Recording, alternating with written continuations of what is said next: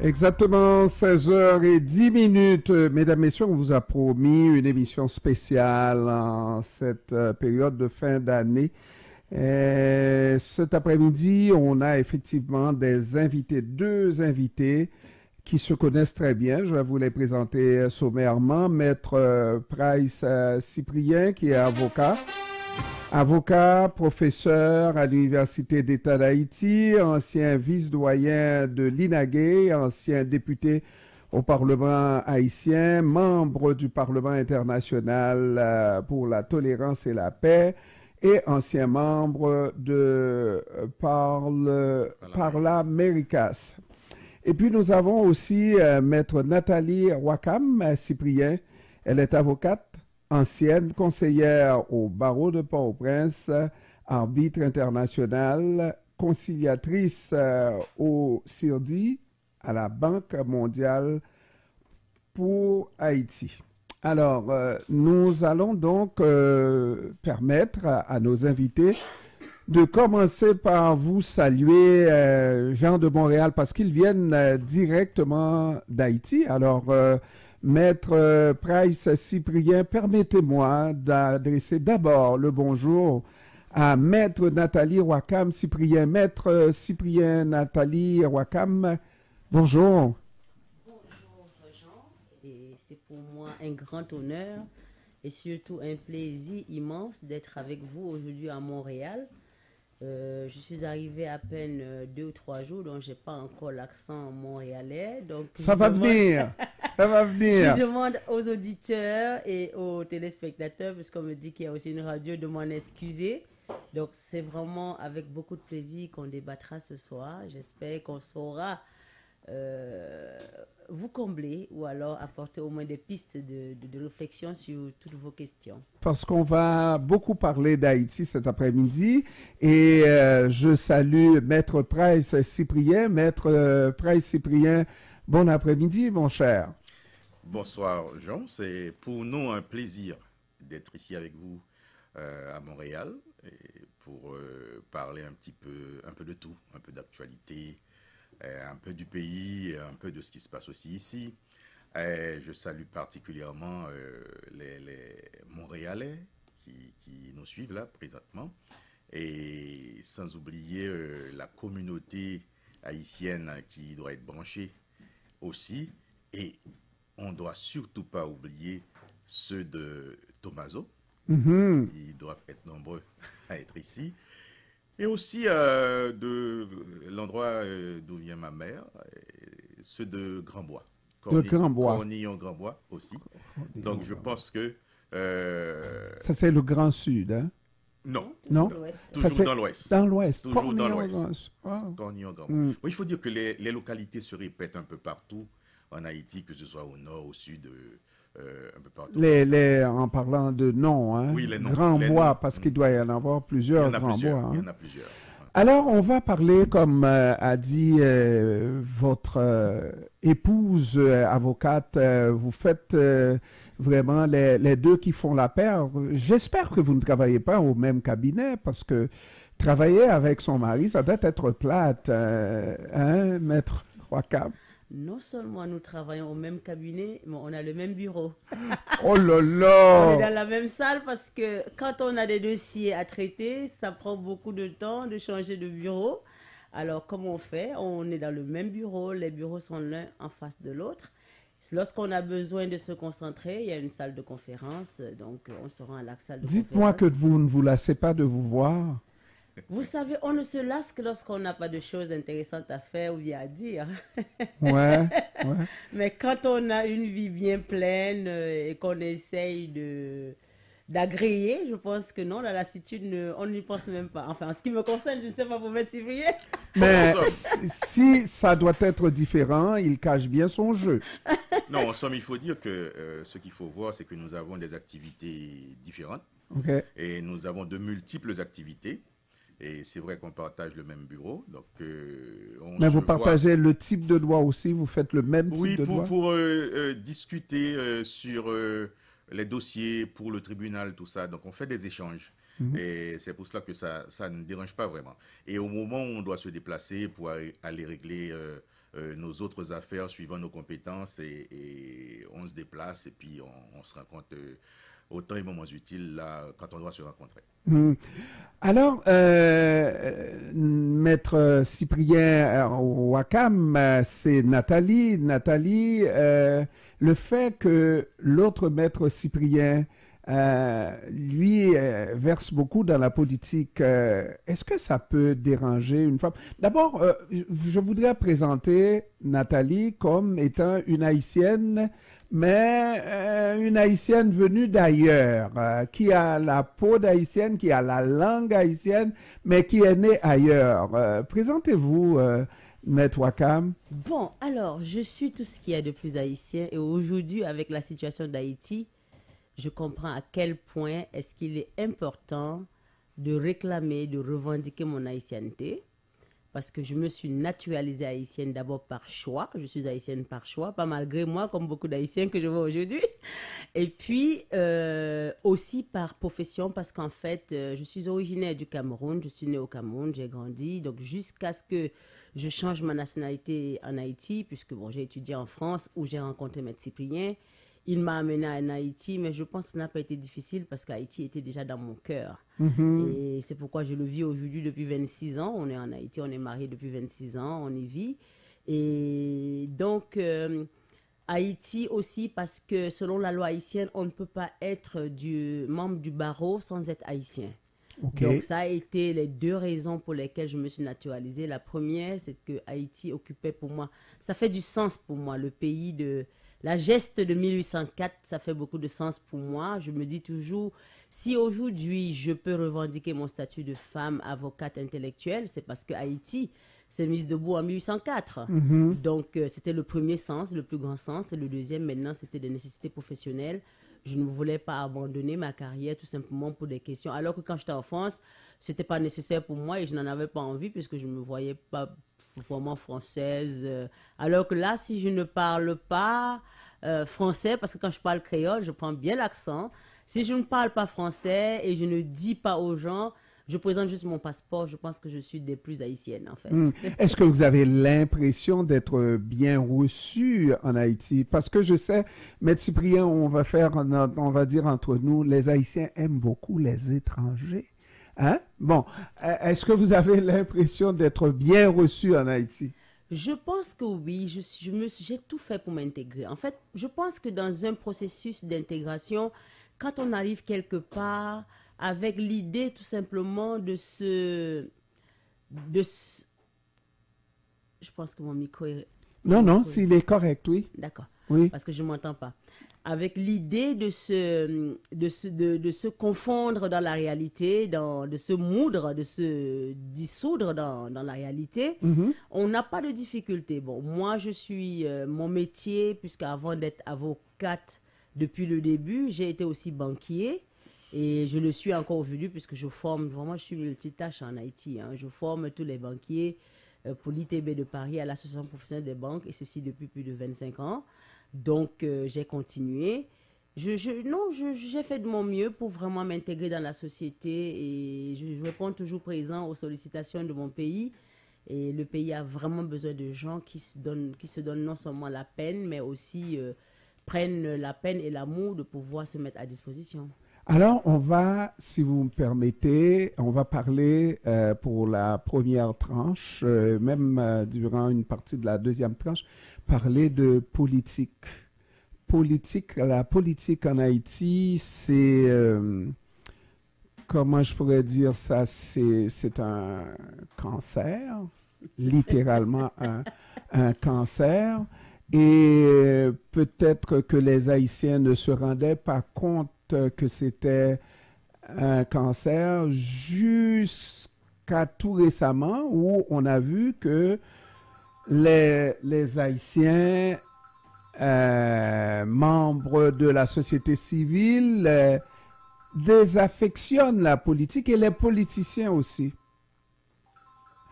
Et est-ce qu'aujourd'hui on peut regarder la situation d'Haïti et dire, compte tenu de ce que je viens d'avancer là, dans la mesure où on adhère à ce que je viens de dire, qu'on ne fera plus de politique parce que la politique c'est pas fait pour les gens, entre guillemets, sérieux en Haïti. Bien. Quand on parle de politique en Haïti, on doit prendre un air sérieux. Parce que, comme tu viens de le dire, Jean, on a l'impression que la politique en Haïti n'est pas faite pour des gens sérieux. Mais est-ce qu'on peut laisser, puisque la politique, c'est le gouvernement de la cité, il faut diriger la cité. Est-ce qu'on peut laisser la cité entre les mains des gens qui n'ont pas la capacité de diriger, entre les mains des gens qui n'ont en tête qu'à détruire la cité? Moi, je dis que il y a eu beaucoup de défaillances, mais vient un moment où il faut prendre les choses en main. Par exemple, si on part, on ne va pas remonter jusqu'à 1804 ou bien jusqu'à trop loin ailleurs. Si on veut rester dans les 35 ou 37 dernières années, à partir des mouvements de 1986 qui ont conduit pratiquement au départ des Duvalier. Et on se disait avant que, bon voilà, le gouvernement des Duvalier était un gouvernement dictatorial, et il fallait changer. Il fallait changer. Changer pour venir à quoi et vers quoi? Et ce qui explique que tous les mouvements qu'on a eu en 1986 qui nous ont amenés au mouvement, je ne vais pas dire à une révolution, parce qu'il n'y a pas eu de révolution le 7 février 1986, ces mouvements qui ont ramené à la chute de la maison Duvalier. À ce moment-là, on se disait que, bon, voilà, Haïti est libéré, Haïti va changer. Il va y avoir un changement drastique dans la manière de faire la politique en Haïti, ou un changement tant sur le plan local, de la manière dont on réfléchit dans la politique en Haïti, et le regard de l'international aussi sur la politique haïtienne. Bon, on n'avait pas dit, on n'avait pas vraiment précisé dans quel sens ce changement ira. Et voilà, quelques années plus tard... En fait, on ne le savait pas non plus.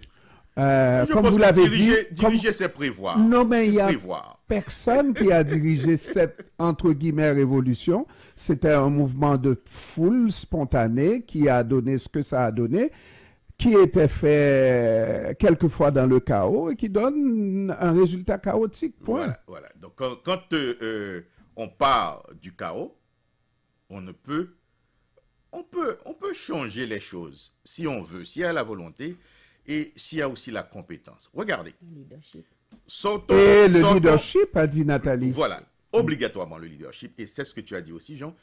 Il n'y avait pas de leadership, c'était un mouvement populaire. Un mouvement populaire qui a surpris tout le monde. Parce qu'à l'époque, il y avait des leaders qui se disaient, les leaders qui sont encore là.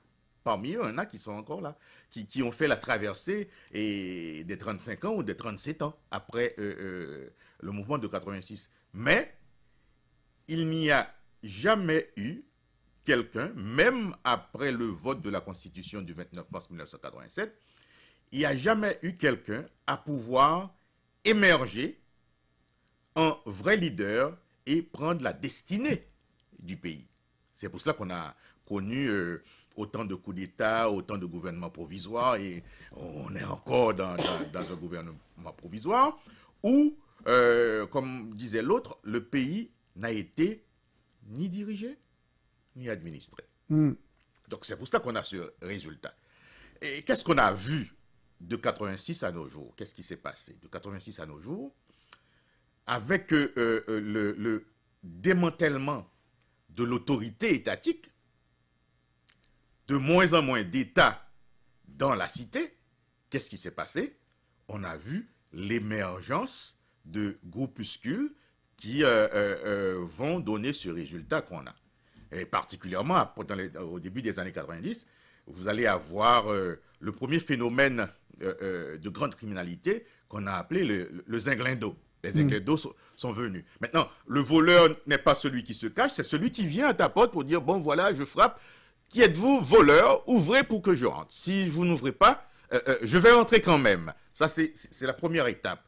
Ensuite, on est passé à une deuxième étape où les voleurs ont changé de tactique. Maintenant, on ne peut pas acheter une nouvelle voiture. Dès qu'on achète la voiture, on est dans les rues, quelqu'un vient, il frappe à la porte, arme au poing, il dit, bon voilà, cette voiture est déjà vendue. Ouais. Bon, vous n'avez pas le choix, vous descendez, vous descendez et vous partez. Maintenant, le comble qui va nous amener où on est là maintenant, c'est cette histoire de kidnapping. Maintenant, on a délaissé les vols de véhicules, les vols dans les maisons pour voler des gens, demander des rançons pour pouvoir les libérer. Voilà le carreau du pays. On regarde le résultat et on dit que c'est peut-être parce que le mouvement de 86 était un mouvement spontané, qui n'avait pas été pensé, qui n'a pas eu de leader comme tel. Est-ce qu'on ne peut pas penser aussi qu'il y en a eu qui ont pensé justement à amener le pays dans une situation où ils pouvaient contrôler tout ce qui s'y passait en imitant la dictature de Duvalier, parce qu'on va dire un petit peu plus tard, le mouvement de 86 nous a amené Duvalier, le duvalierisme sans Duvalier. Parce que tous ceux qui sont venus après ont fait à peu près ce que Duvalier a fait. Se sont inspirés du macoutisme en armant, mais sans l'uniforme, des pauvres gens de bas-quartier de Port-au-Prince. Et ça donne une situation chaotique. Et ça ne veut pas dire qu'on n'a pas pensé à la chose. On a peut-être perdu le contrôle, mais quand on a vu ces leaders-là, ces chefs-là armés, parce que c'est de ça dont il s'agit, hein? Je ne parlerai pas de député parce qu'il était député, Nathalie. Chaque député son groupe, chaque sénateur son groupe, chaque président son groupe, chaque premier ministre son groupe. Non, moi, ce que je peux dire dans cette situation, on doit faire la différence. Le duvalierisme est une philosophie. Donc c'est un gouvernement qui était assis sur quelque chose. Quand vous lisez les œuvres essentielles de François Duvalier, on voit qu'il y avait une doctrine. Mais l'après Duvalier, c'est le chaos. C'est ce que Henri Nanfi a appelé un bamboche démocratique. Donc on voulait entrer dans la démocratie, mais au départ, on ne savait même pas ce que c'est la démocratie. C'est ce qui nous a fait déboucher sur cette situation de chefs qui émergent. On ne sait plus s'ils sont des chefs de gang, s'ils sont des sénateurs ou des députés. Tout est mélangé. Donc la situation est vraiment une situation chaotique qui n'est assise sur rien du tout, sur de la paille. Donc il n'y a pas, s'il y avait une doctrine, s'il y avait une philosophie derrière ce qu'on était en train de faire, c'est ce que j'ai dit. Il n'y a pas eu un leader à émerger après Duvalier. Parce que c'était du haut de toi que je m'y mets. Voilà, c'est le chaos. Moi, si avec ta permission, Jean, puisque Price a élaboré dessus, je vais rebondir un peu. Je ne suis pas d'accord qu'on dise que la politique est un cancer.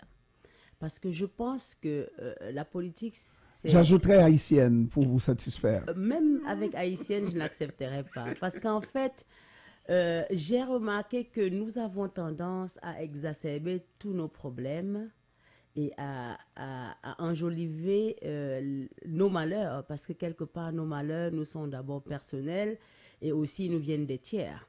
Donc, je refuse. Moi, je m'insurge complètement contre cela. Je veux pouvoir. Mon bébé, quelqu'un le trouve laid, ça c'est son problème, c'est mon bébé, cocobé, tout ce que tu veux, c'est le mien.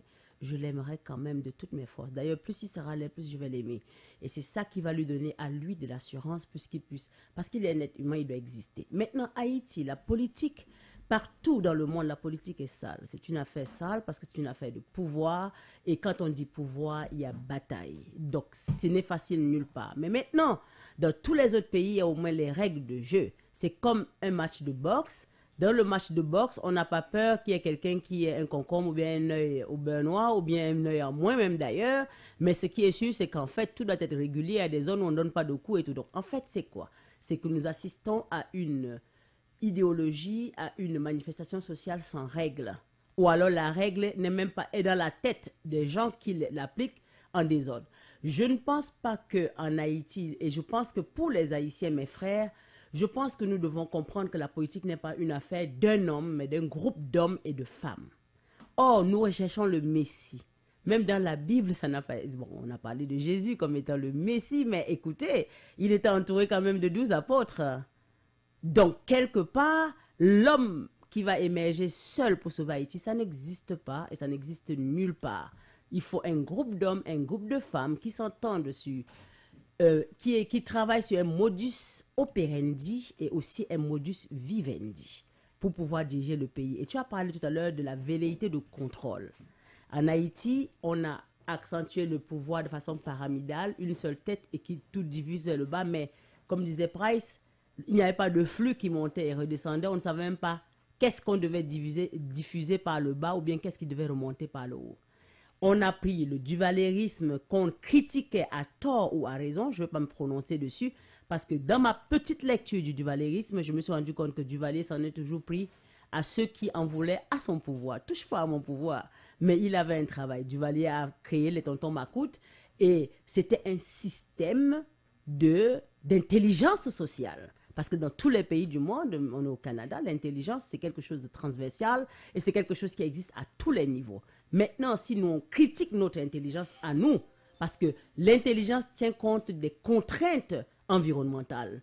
Au Canada, il y a des moyens de communication. Chez nous, tu sais, dans nos mondes, il n'y a pas parfois de route, un tas d'histoires. Donc, il fallait des gens qui puissent se déplacer, apporter l'information, véhiculer l'information. Quand il y avait accès au téléphone, on pouvait le faire. Aujourd'hui, c'est beaucoup plus différent parce que le cellulaire a révolutionné les choses. L'intelligence artificielle nous aide beaucoup et tout le reste. Maintenant, eux, qu'est-ce qu'ils ont fait? Ils ne sont plus appuyés sur des gens qui avaient déjà une importance parce que le tonton Macoute s'inspirait du cas Azek qui était une véritable autorité, c'est-à-dire qu'on renforçait les gens, on les institutionnalisait, on leur donnait un rôle social et ils jouaient ce rôle vraiment avec zèle et perfection. Aujourd'hui, c'est la terreur qu'on a engagée. On a pris des gens, la plupart des déviants sociaux, en lui disant, écoutez, vous êtes peut-être déviants, vous n'avez pas été à l'école et tout, mais on va faire de vous des hommes qui vont dorénavant commander dans votre environnement. Et c'est ça, donc comme tu dis, on a utilisé les méthodes de Duvalier, mais sans philosophie, pour parler avec Price, et sans regarder les conséquences néfastes de ces actions, en se disant, ils sont sous mon contrôle. Mais comme ils n'avaient pas de repères, ils n'avaient pas d'éducation suffisante dans la société, ni de moralité ou bien de formation suffisante, il y a eu dérive à un moment donné, on a perdu le contrôle. Alors, on va faire la pause commerciale et au retour, on continuera à parler de politique. Je vous poserai la simple question. C'est une phrase que j'adopte et puis je voudrais que vous la développiez pour moi à votre façon, parce que je me pose toujours la question, est-ce que les peuples ont les dirigeants qu'ils méritent? Parce que je regarde encore dans ce qui se fait en Haïti depuis au moins 86-87, qu'on pige dans le boîtier et tout ce qu'on sort se ressemble, ne s'assemble pas, mais se ressemble à peu près le même résultat. Ça doit être à quelque part ce qu'on a au fond dans ce peuple-là qui s'identifie à ce qu'on voit.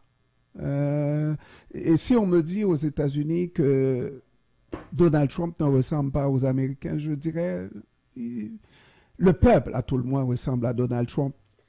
Non, mais c'est la réalité.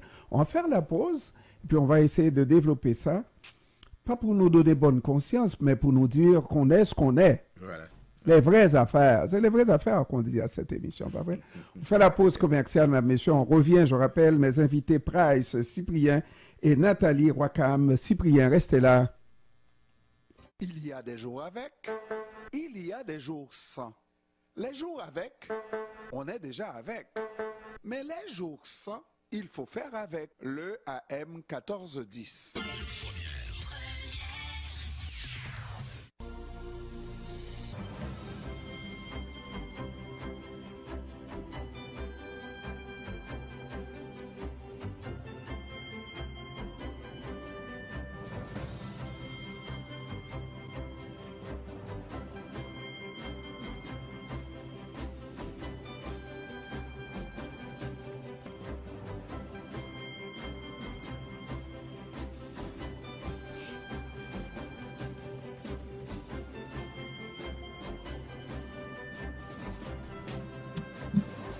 Mesdames, Messieurs, nous sommes de retour à cette émission spéciale avec deux éminents avocats, Maître Price Cyprien, professeur à l'Université d'État d'Haïti, ancien vice-doyen à l'INAGUE, ancien député au Parlement d'Haïti, membre du Parlement international pour la tolérance et la paix et ancien membre de Parlaméricas. Et puis Maître Nathalie Wakam Cyprien, avocate, ancienne conseillère au barreau de Port-au-Prince, arbitre international, conciliatrice au CIRDI à la Banque mondiale pour Haïti. Alors, avant d'aller à la pause, je faisais miroiter un peu ma question. C'est ma théorie que j'adopte. Je ne l'ai pas inventée. Les peuples ont les dirigeants qu'ils méritent. Mais quand je dis ça, je tremble. Hein? Je tremble par rapport à Haïti. Est-ce que mon peuple haïtien mériterait ça? Cette chose-là que je vois qui n'a pas de nom. Et je vois aussi les étrangers agencer la chose pour nous un peu beaucoup. C'est ces étrangers-là qui nomment un premier ministre à la faveur d'un tweet, etc. Mais est-ce que l'Haïtien a tellement fait dans ce sens-là, montrant à l'étranger qu'il peut... Exemple, j'ai un président qui, dans une situation de tremblement de terre, comme peut-être on n'a jamais eu, et qui a eu à demander est-ce qu'il pouvait réaliser des élections, parce qu'on était proche des élections. Si vous vous en souvenez pas, c'est René Garcia Préval. My Palace Collapse. Hein? Est-ce que les Haïtiens ne finissent pas par dire à l'étranger, nous avons besoin de censeurs, de dirigeants, de directeurs, dirigez-nous? Bien, je ne vais pas dire que un peuple a le gouvernement qu'il mérite. Moi, je pense que il y a des normes à respecter. Dans tous les pays où il y a un système établi, un système de régulation sociale bien établi, suivant les normes de la République, on peut faire accéder au pouvoir ou bien dans les sphères de la politique, n'importe qui, mais l'essentiel, il faut respecter les normes. Dès qu'on sait que si on ne respecte pas les normes, on va tomber sous les sanctions de la loi, mais je pense qu'on va pouvoir avoir l'homme ou la femme qu'il faut à la place qu'il faut. On ne va pas avoir n'importe qui, n'importe quoi qui peut penser à n'importe quel moment qu'il peut devenir n'importe quoi. C'est ce qu'on a assisté après 86. Qu'on l'aime ou qu'on l'aime pas le régime de Duvalier, si vous allez regarder dans le répertoire législatif haïtien, la période des 29 ans des Duvalier, c'est la période où il y a eu beaucoup plus de textes de loi. Pourquoi? Le gouvernement duvalieriste, je vais plus m'accentuer sur le père, parce que le père, lui, il a instauré la doctrine des Duvalier, la philosophie sur laquelle il établissait son gouvernement. On voit que à chaque fois qu'il a voulu faire quelque chose, même si c'est une chose qui était illégale, ouais. Mais il a fait il a légalisé dans la légalité. Mm. On va prendre un exemple très simple. Si François Duvalier voulait nommer un médecin ministre de la Justice, ben il sait que ça paraîtrait vraiment insolite de nommer un médecin ministre de la Justice. Il va prendre un arrêté pour nommer le médecin avocat d'abord. Parce qu'il sait que c'est un avocat qui doit être ministre de la Justice. Tu vois, ça n'a pas l'air légal, mais pour lui, pour éviter les critiques, il doit rentrer dans la légalité des choses.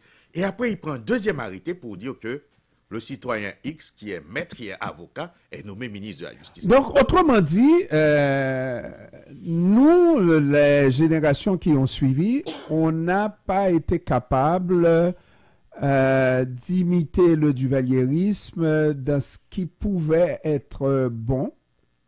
Non, mais il On faut a dire que- imité et on a fait pire que Duvalier. Oui, parce qu'on n'a pas respecté les normes. Quand, sous le gouvernement de Duvalier, à l'avant-poste de Cité Soleil, où il y avait déjà, on disait, 300 000 personnes, il n'y avait que 3 gendarmes qui faisaient régner la paix à Cité Soleil. 3 gendarmes. Et maintenant, regardez ce qu'est devenu Cité Soleil. Donc, pour revenir dans la situation, les leaders de l'après-Duvalier, je pense qu'ils ne croyaient pas qu'un tel gouvernement pouvait partir aussi vite. Il y avait des manifestations, il y avait des choses. Mais je pense que si l'étranger ne s'était pas mêlé de la situation, il ne pourrait pas faire sauter les verrous du régime Duvalier comme ça. Et ils étaient pris au dépourvu. Des leaders, oui, des leaders sans leadership. C'était des gens qui pensaient qu'ils étaient rentrés dans la démocratie et pour eux, la démocratie n'avait pas de normes. C'est ça. C'est ce qu'on a assisté de 86 à nos jours.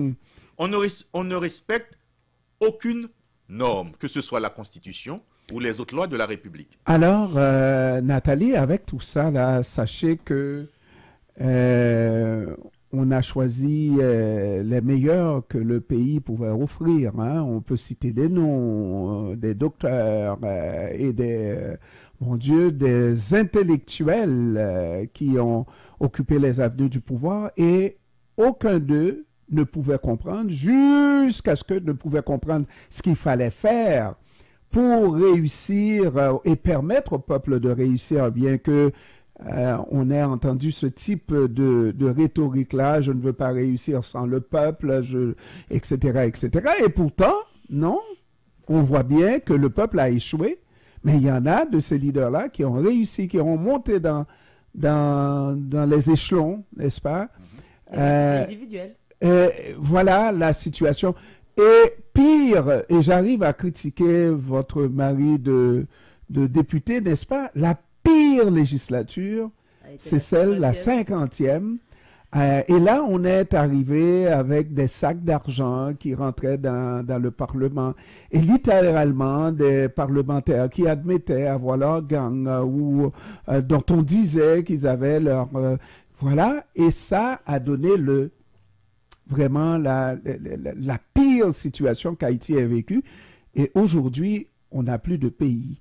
Et c'est pas parce qu'il n'y a pas un Prince Cyprien, là, hein, qui est professeur à l'université, etc., et qui fait même dans des ouvrages qu'on n'a pas vu, le type qu'on n'a pas vu, le type d'ouvrage de droit qu'on n'a pas vu pour créer le vrai droit haïtien. Mais tous ces penseurs-là sont encore en Haïti et on laisse aller un pays comme ça. Nathalie, moi, je me pose la question. Price, Mais, Price, défendez-vous, Price. Non. Je ne vais pas venir défendre un système. Je ne vais pas venir défendre un système. Ce que je disais, c'est un tout qui nous a amené à cela. Par exemple, quand je suis arrivé à la 50e législature, comment comprendre à la Chambre des députés où le parti qui a eu, je ne vais pas dire une majorité, parce qu'il a fallu faire des négociations avec d'autres membres pour avoir un bloc majoritaire. Mais tout au moins, c'est le seul parti qui avait une minorité de blocage. Sur 119 députés, qui avaient 26. Mais les autres en avaient 3, en avaient 6, en avaient 5. Mais au sein d'une démocratie, on pourrait dégager la présidence ou même le bureau du Parlement, de la Chambre des députés, autour de ces 26 députés qui sont, tout au moins, entre guillemets, majoritaires à la Chambre. Mais pendant les 4 ans, on n'a pas eu ça. C'est pour vous montrer que l'esprit de la démocratie ne régnait pas vraiment au niveau de l'Assemblée des parlementaires. Ce qu'il faut voir, ce qu'il faut voir, à un certain moment, on était obligé de faire un choix. Par exemple, moi, j'ai représenté, dans un premier temps, le Parlement haïtien au niveau de la commission justice, voulant mettre un petit peu d'ordre dans la justice, mais après, voyons comment évoluent les choses.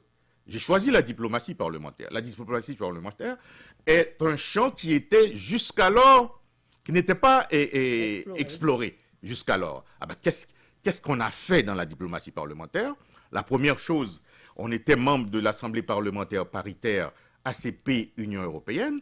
On avait des séances de travail avec les parlementaires des pays ACP, les parlementaires... Afrique, Caraïbes, Pacifique. Les ACP, c'est Afrique, Caraïbes et Pacifique. On avait, chaque 3 mois, des séances de travail pour pouvoir renforcer nos parlements respectifs, chez nous.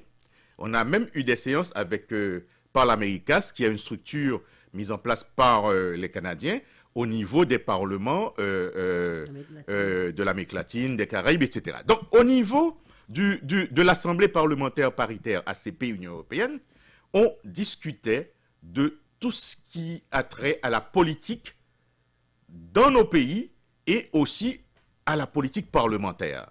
Et ce qui fait que, après plusieurs années, plusieurs décennies même de la naissance des pays ACP, de cette Assemblée parlementaire paritaire, on a usé de notre influence pour faire venir 106 délégations de parlementaires en Haïti. Après 75 ans. 106 délégations de parlementaires pour venir discuter. Parce que chez nous, à l'Assemblée parlementaire paritaire ACP Union européenne, chaque 3 mois, on allait faire nos réunions dans un des pays membres de cette Assemblée. Ouais. Donc, on a travaillé pour, par exemple, quand il y a eu le cyclone Mathieu en Haïti, on a dépêché une délégation pour venir s'enquérir de la situation et voir comment avancer avec les autorités haïtiennes. Vous voyez? Donc, la 50e est un tout, mais il y a des députés qui se sont démarqués des choses qu'on pourrait reprocher à la 50e, particulièrement le député Price Cyprien et son équipe. Mais quand je regarde ça, Nathalie, on peut se poser la question, parce que je prends Nathalie comme alliée là, contre le politicien, essayer de voir. Mais sérieusement, là, est-ce que les Haïtiens ne sont pas en train de dire, comme je l'ai effleuré tout à l'heure, qu'ils ne sont pas à même de diriger leur pays? Parce que, Nathalie, ça fait à peine 108 ans depuis que les Américains sont venus en 1915. 208 ans? Non, 108 ans? 1915. 1915, 108 ans. Environ, on va le dire tout de suite. 1915.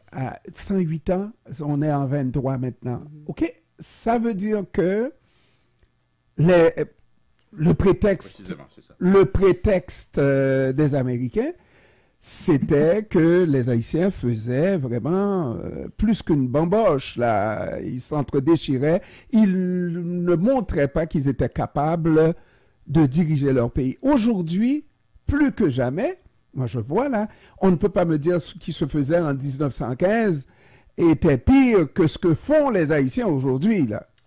Je pense que vraiment je vais ramener les choses à un niveau beaucoup plus simple qu'il ne l'est. Ouais. Premièrement, ma première question en tant que juriste est de questionner la relation de l'Haïtien à la loi. Et je vais te donner un petit exemple. L'Haïtien au Canada, aux États-Unis, se singularise. Ce pays, le Canada où je suis, a été formé par des Haïtiens. Désolé. OK?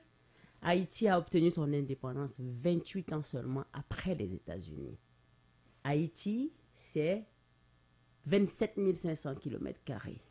Et tu peux voir la superficie des États-Unis, tu peux voir celle du Canada. Maintenant, on est d'accord qu'au point de vue géographique, Haïti ne fait pas le poids.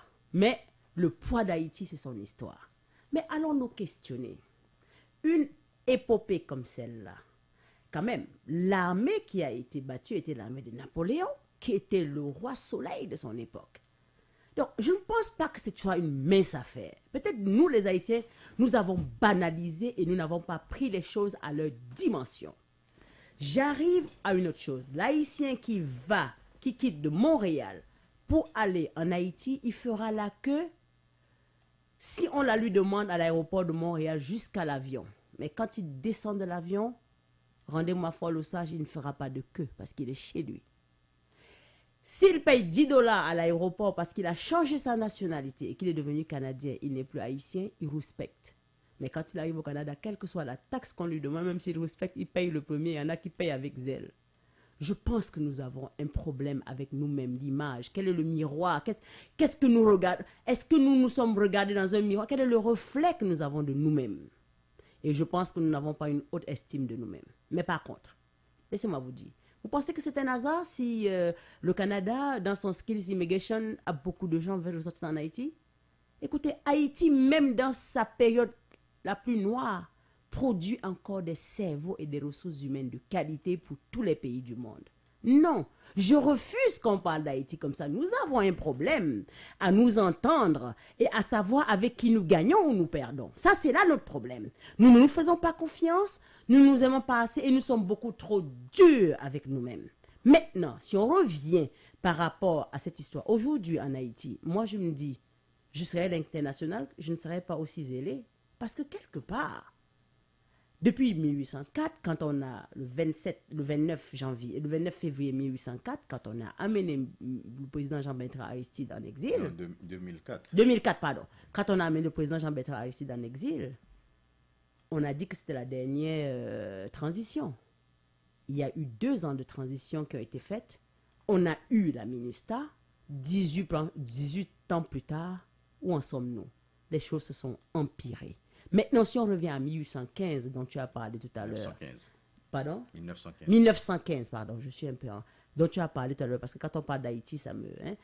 Quand on revient à 1915, quels étaient les mobiles et qu'est-ce que les États-Unis ont fait en Haïti en 19 ans? Moi, je pense que ce n'est pas toujours dans la construction. Ne pensons pas que nos malheurs sont des accidents, non. Nous sommes assistés dans nos malheurs. Cette division, si je me rends compte, je ne vais pas être vraiment du genre pessimiste, je ne dédouane pas Haïti. Parce que moi, ma première question que je me suis posée en arrivant en Haïti, c'est est-ce que chaque Haïtien est une île? Parce que tu sais, l'île est un bout de terre qui ne communique pas avec une autre. Quel serait l'impact de l'insularité sur le comportement haïtien? Ça, c'est toute ma problématique. Et en 26 ans, je n'ai pas trouvé de réponse. Alors, peut-être qu'on ne veut pas se dire qu'on a un problème plutôt grave et on va se réfugier dans l'histoire. Je conviens que c'est une histoire vraiment particulière et singulière. Oui, mais est-ce qu'il faut attendre que nous ayons les chaînes aux pieds pour s'élever au-dessus de la mêlée? Nous avons les chaînes dans la tête et c'est pire encore que Ben les voilà. pieds. Vous savez, écoutez, aujourd'hui quand on regarde, un homme est le produit de son environnement et un homme est le fruit et la projection de son éducation. Il est esclave de son éducation. Quelle est notre éducation? Et quand je parle d'Haïti, je ne parle pas d'Haïti seulement. Regardez l'Afrique. C'est 30 millions de kilomètres carrés. L'Afrique contient le Canada, les États-Unis, la Chine, l'Europe. Désolé, c'est 30 millions de kilomètres carrés. Et pourtant, comment est-ce que, quand on regarde sur la carte de Mercator, c'est un tout petit machin qui est plus petit que l'Amérique, qui est plus petit que le Canada et qui est plus petit que l'Europe. Mais ça encore, on vous dit, oui, bon, c'est des projections, c'est des... Bon, d'accord, mais quelque part, le problème que vit 30 millions de kilomètres carrés est le même que vit 27 000 kilomètres carrés. Donc, pour moi, je ne suis pas alarmiste.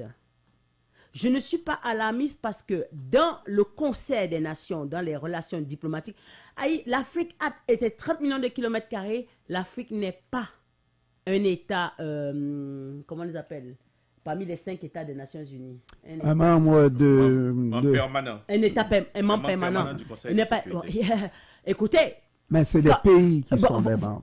Ce sont des pays. Alors, écoutez, bon, quand je parle de l'Afrique, parce qu'on traite l'Afrique en un seul. Alors, même dans la tête des Haïtiens, on ne sait pas que l'Afrique, c'est 54 États. C'est un pays pour beaucoup de gens. Et bien maintenant, si 54 États qui représentent 30 millions de kilomètres carrés qui englobent tous sur 184 ne sont même pas capables d'être un membre permanent. Vous pouvez comprendre que dans des relations entre États, dans les relations internationales, c'est une question de pouvoir. Maintenant, ça c'est du gros pouvoir et vous savez que si on retourne à l'esclavage, ce qui a donné naissance à l'esclavage. C'était une question d'argent, une question de sous, une question de débouchés. Quand l'esclavage est fini, parce que c'était inhumain, dans le code Colbert, nous étions des meubles et tout ça, j'ai pas de problème. Quand l'esclavage est terminé, on a retiré la chaîne des pieds, on l'a mise dans la tête. Je me souviens particulièrement de la pensée de Roosevelt, qui a dit qu'il faut sans cesse agiter des va-nu-pieds contre les hommes à souliers et sans cesse diviser les hommes à souliers. Pourquoi? Je vais conclure. Parce que de voir ce pays qui a obtenu son indépendance par le sang, ça représente un très mauvais exemple pour les 28 millions de Noirs d'Amérique. Est-ce qu'aujourd'hui la France n'a pas assez d'hommes? Est-ce que la France n'a pas assez d'hommes qui sont des territoires et des départements d'outre-mer où il y a des Africains amenés comme des Haïtiens qui ont des velléités d'indépendance? Est-ce que l'Amérique a cessé d'avoir ses Noirs américains et aujourd'hui, bon, parce que l'Amérique aussi, c'est quand même, que ce soit le Canada ou les États-Unis, c'est une question de peuplade. Ce ne sont pas des autochtones qui sont là, ce sont des gens venus. Donc, moi, je pense que sans avoir à excuser les Haïtiens, je pense que la tâche n'est pas aussi simple qu'on le croit. Vous êtes aujourd'hui là, monsieur Jean. Vous êtes né, vous avez grandi en Haïti, vous avez été éduqué et formé en Haïti. Si Haïti était si mauvaise, pourquoi excellez-vous aux États-Unis? Pourquoi excellez-vous à Montréal? Pourquoi êtes-vous l'homme formé et éduqué que vous êtes aujourd'hui capable de penser? Non, nous avons des difficultés à nous entendre. Maintenant, nous avons des difficultés à nous faire confiance. Donc, moi, je pense qu'il faudra rechercher plutôt sur les causes. Est-ce qu'on n'a pas des gens qui s'assurent que nous soyons toujours divisés? Est-ce qu'on fait assez d'efforts? Comment faire? Moi, ce serait ça ma vision. Et si on répond oui, je dis à Price, là, car à vous, mon cher, on ne répondra pas oui à Nathalie, qui est mon allié, n'est-ce pas? On ne répondra pas oui, parce que si on répond oui, que sommes-nous? Bon, Nous sommes des catins. Nous sommes des produits mal. Non, qu'on me dise qu'on nous a monté l'un contre l'autre. Mon Dieu, c'est mon frère qui est en face de moi. Et j'aurais entre lui et moi un étranger qui me dirait d'aller tuer mon frère. Et j'irais tuer mon frère en disant que c'est l'étranger qui m'a dit... Je ne banalise pas. Si je réponds oui à cette question-là, savoir, on va faire la pause, on va revenir et puis on va regarder éventuellement, est-ce que l'Afrique qui renaît de ses cendres... À quel prix? Peut-on avancer sur cette question avant la pause? Oui, non, on va revenir. On va englober tout ça. Et ça va nous amener à l'Afrique comme grand sujet. Pourrait être... un modèle pour Haïti, parce que le nouveau continent qu'on voit se développer avec, disons, un rêve de développement, avec un autre discours, une autre philosophie, peut être un exemple pour Haïti, pas vrai? Un exemple inspirant. Inspirant. On va prendre la pause, mais en rappelant d'ailleurs que nos invités, c'est Maître Price Cyprien, avocat, et Nathalie Roacam Cyprien, avocate. On fait la pause commerciale, mesdames, messieurs. On revient pour la suite dans un instant.